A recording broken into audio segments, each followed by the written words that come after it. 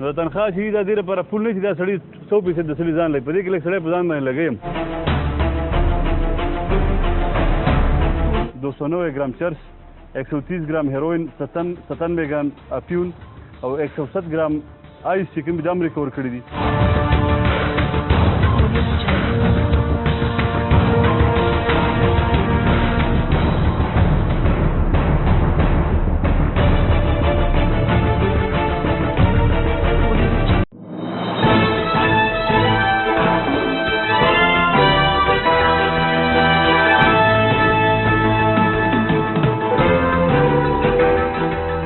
بسم الله الرحمن الرحیم د ټول اول زه د خپل میډیا د ملګرو ته مشکور یم چې په دې موقع زموږ سره سري د تحصیلي درګۍ عوامو ته او د ډسټرکټ ملکنډ عوامو ته زه دا یو پیغام ورکوم دا یو خوشخبري ورکوم چې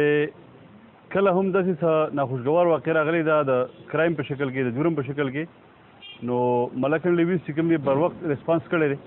او په هغې کې هغې پروګرس کړی دی ډېر ښه زموږ مخې ته د څو ورځو کاروایي مخې ته ده دا ستاسو ژیر کوم زما په خپله دلته 20-25 ورځې کېږي چې راغلی یم خو دې کې صرف د درګۍ تاڼې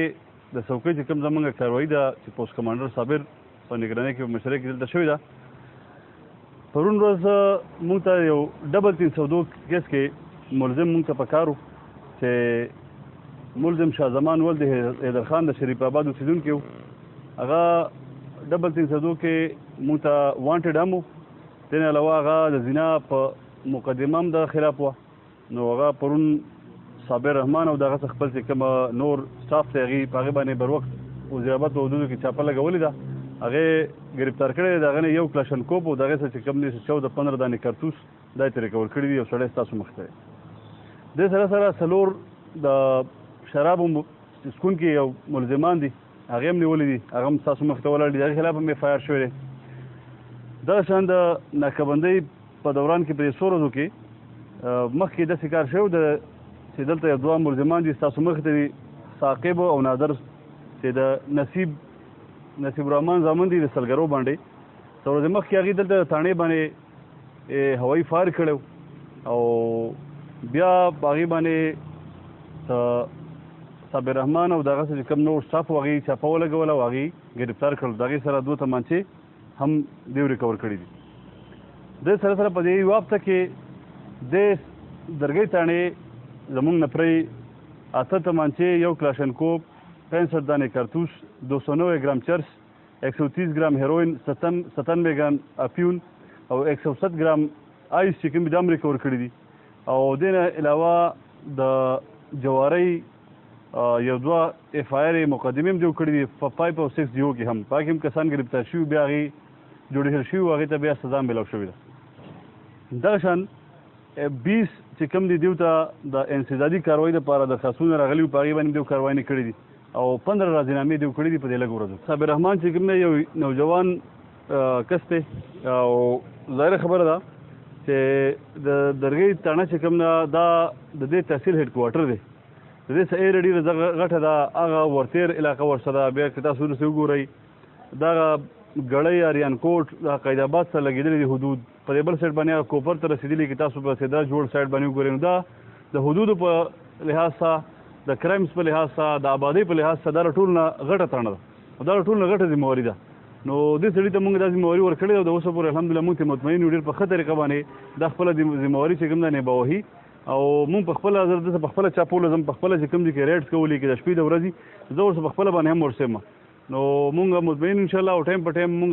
DC صاحب ته د دیو د اپریسیشن دپاره مونږ وینا هم کړې ده چې یاره باقاعده دیو ته په سرټیفیکیټ فارم کې په کیش فارم کې دیو ته اپریسیشن میلاو شي او انشاءالله به ټولو ته میلاویږي په ملکنډ کې خو دا خبره شور ده چې په ملکنډ کې د منشیاتو فیکټري نشته په ملکنډ کې د منشیاتو اډه نشته سکون کې دي که په معمولي لیول باندې څوک دلته خرڅ کوي نو هغه تاسو پته ده چې پاکې دا FIR شوي دي مونږ پکې لګیا یو مونږ د ساکوړ په ایره کې پاکې مونږ ته د منشیاتو شکایت ډېره دي تاسو پته وي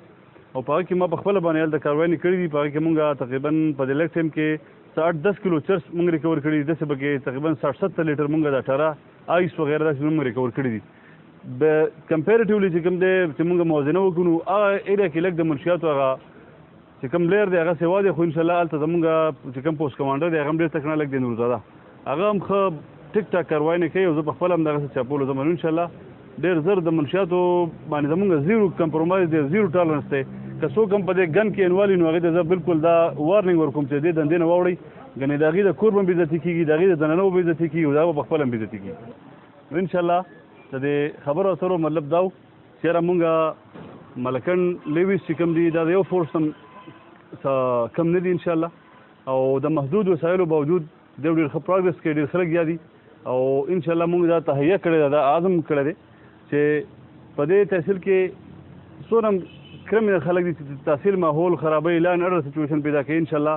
ډېر زر تر زره به مونږ د هغې صفایي کوو دا تحصیل به انشاءالله مونږ پوره هم نه جوړو او نور به مونږ کوشش کوو چې دلته د امن فضا چې ده دا برقرار وساتو دا صفا کړو